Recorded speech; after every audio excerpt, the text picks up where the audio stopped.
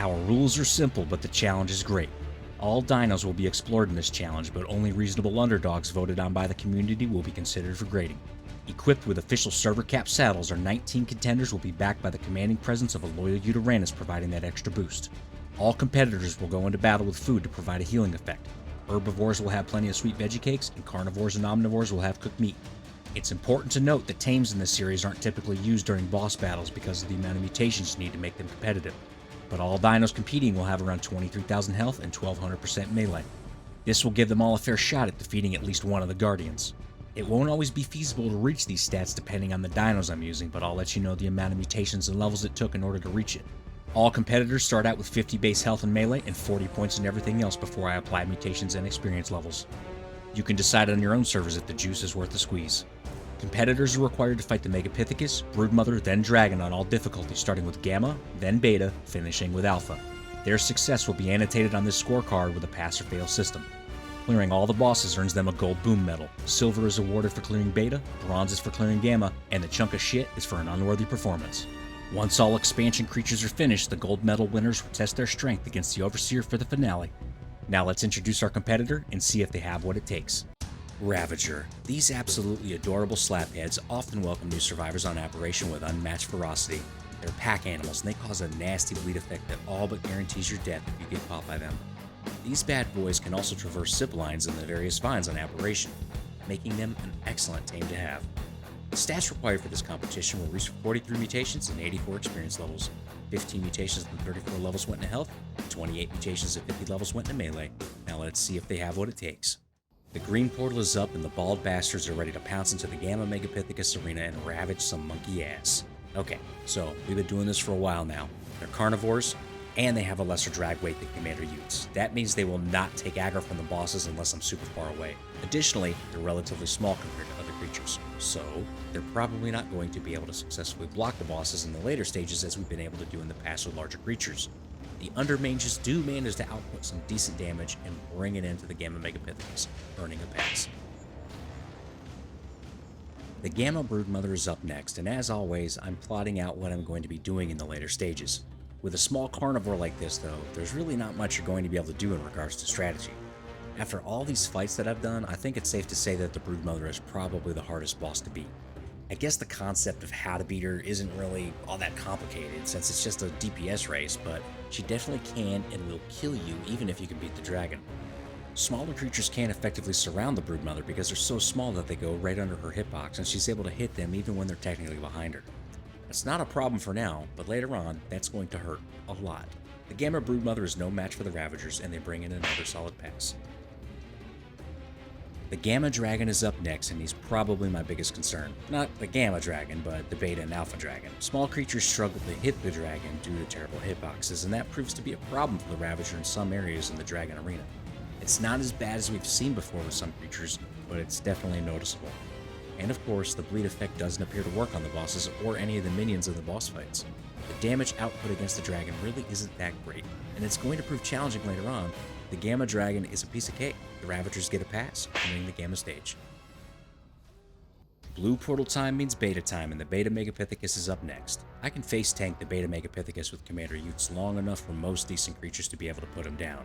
I don't like doing it in these fights though because it doesn't really allow me to try out different ways to block the bosses. The beta stage for all the bosses can be a little difficult in this regard, because they're so much faster than their Gamma counterparts. They literally just push through the crowd of chupacabras, and it makes me dread what's to come on the Alpha stage. The Beta Megapithecus proves to be no match for the Undermages, and they earn another pass. We journey into the depths of Beta Brood's lair. The bald bastards stalk her brood with a savage glare. We crept through her webs of sticky goo in Beta Broodmother's silk-spun room. Oh, Beta Broods, you're spinning mad. Your big sister's a lot hotter. Don't be sad. Commander Utes chuckled in a mocking tone, then drooled on the floor, covered with stones. She's always been jealous of what I have with her sister. I really hope this fight ends soon, because I truly miss her. I'm sure Beta is fun, but she's too clingy for me. I like my spider asses fatter. They bring me so much glee. The Ravagers are stronger and put Beta Broods in a tomb. See you later, bitch. I'm off to your sister's room. That's a pass. The Beta Dragon is up next, and something I haven't brought up in a while is that this asshole seems to take off and fly around a lot more than the Alpha Dragon and the Gamma Dragon. Gamma usually dies on the first landing, and I can usually take out the Alpha Dragon on the second landing if the creatures don't suck.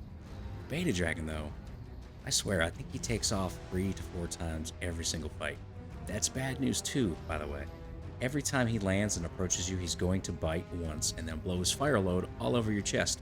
You need to pace yourself in this fight and manage your health meticulously. Unfortunately, Commander Utes burned to death, which I think he's starting to enjoy at this point. The fight must go on, and I hop on a Ravager and finish it out, earning a pass and clearing the beta stage.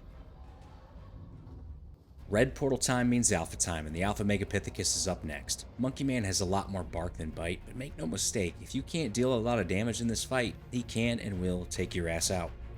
I have lost fights against him with some creatures in the past. He's a very easy boss for the most part, but you have to be prepared. The arena is pretty chilly too, so make sure you have plenty of healing brews to recover that health you're going to lose. The alpha megapithecus is a piece of cake, and the undermages pull off another pass. I'm here, honey bunny. I slept on it, and I decided that we're going to be getting back together. We decided to try to be a little bit less toxic with each other, and we went for a walk through the mushrooms on this new place we live called Aberration. There's a new restaurant opening soon that we can't wait to try out. Rumor has it it's owned by the same dude that owned the Booty Slap Ranch on Scorched Earth. There's no Ute-Uranus allowed in this new arc, so Commander Utes won't be scarred from eating baby Utes again. I wonder what kind of crazy meals will be prepared there. Anyway, Mama Bruce was getting super frisky on her walk and kept trying to rip my clothes off, so we had to get back to our cave ASAP for a little playtime. All these weird bald dogs followed us back in, but yep, they're all dead. Time to have some fun. The Alpha Dragon is up next, and you know, I wasn't too worried. He can be pretty tricky, especially when using smaller creatures that struggle with landing shots against him. As long as I could get a little bit lucky with the positioning in the arena and the Ravagers could land those shots, then I should be good to go. I was fully prepared to try this fight a couple of times, and it took a few landings, and some of them didn't go very well. In case you were wondering, I have uploaded bug reports a few times early on in the series for a few of the creatures, but nothing ever came of them, so I'm all but certain that this bug is going to be present until the end of time. Commander Utes managed to stay alive up until the very end when he got chomped to death, but immediately after, the Undermages avenged him. Sorry, Commander, your sacrifice will be remembered for generations to come. That's a pass to close it out. Heading over to the scoreboard, the Undermages are awarded a silver boom medal for clearing the beta stage. The amount of mutations that it takes to get the Ravagers to this point really makes it not worth using for boss fights, but they're absolutely worth breeding and imprinting on your Aberration playthroughs. They make exceptional early game tames and will carry you through a lot of crap. Speaking of, feel free to check out my current Aberration playthrough. As of right now, there are 2 episodes out, and I'll be streaming episode 3 later tonight, so hop in the Discord for the details. If you're new to the channel, consider subscribing to help this community grow, and everyone, give this video a thumbs up because it truly helps. Thank you for watching, and I'll catch you on the next one.